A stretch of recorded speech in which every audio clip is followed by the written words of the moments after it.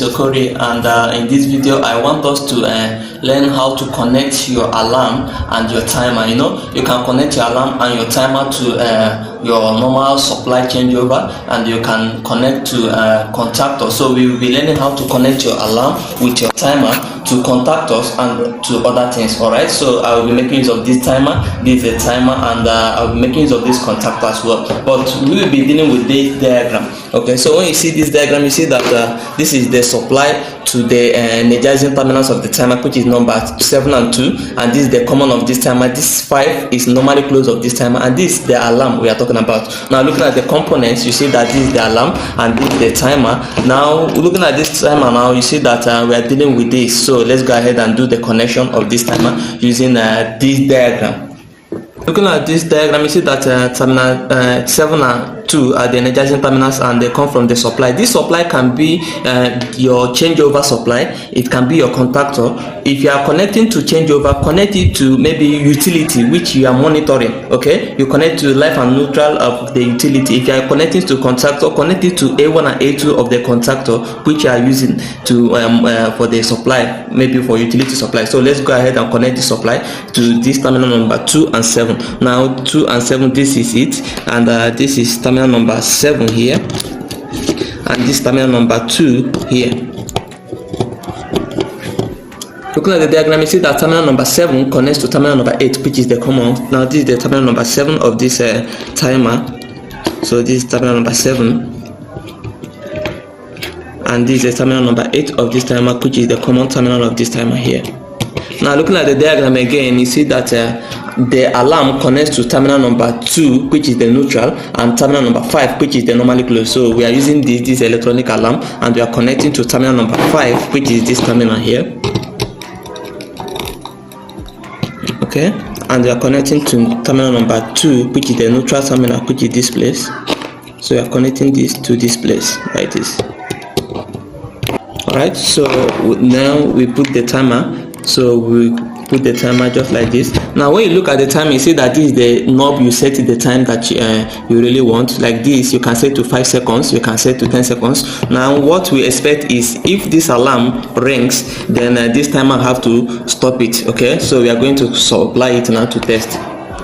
So with this timer now, I'm going to set it to 5 seconds, which means that this alarm have to ring for 5 seconds. Then this timer have to stop it, just like this.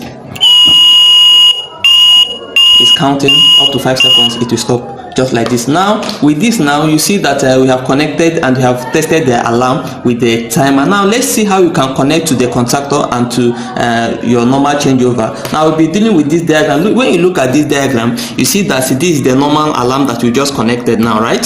Now when you look at it very well, you see that we are dealing with changeover. This is normal knife changeover. When you are connecting this alarm to your normal changeover, connect it, maybe you are using it to monitor utility, connect it to supply of that utility that you are using it for. Now this is the utility supply, and this is the generator, which means that we are using this alarm now for utility supply. So we connected this to terminal L1 and life and neutral of this utility supply, okay, which is PHCN in Nigeria. So we connect it to monitor the PHCN, and the generator will be there, which means that when the utility supply brings up light, you see that this alarm have to sound, indicating, informing you that there is supply at the utility. So this is how it is. Let's say you want to connect this alarm to supply to maybe Contractor, utility Contractor. You have to connect these two supply wire of this timer to A1 and A2 of the Contractor, which is this place. Alright, so let's go ahead and do some connection here. Now I will be dealing with this Contractor for us to see how it works with Contractor. Now I'll be connecting this left wire to this place, and this neutral wire to this place, and I'll be connecting load to T1 and T2 because I'm dealing with L1 and L2 here. So I'm connecting load to T1 here and T2 here. Okay, so now we connect the L1 to A1 of this Contractor to enable it to work automatically. So we are connecting this to A1 terminal of this Contractor here, and we connect the L2 of this Contractor to A2 of this Contractor.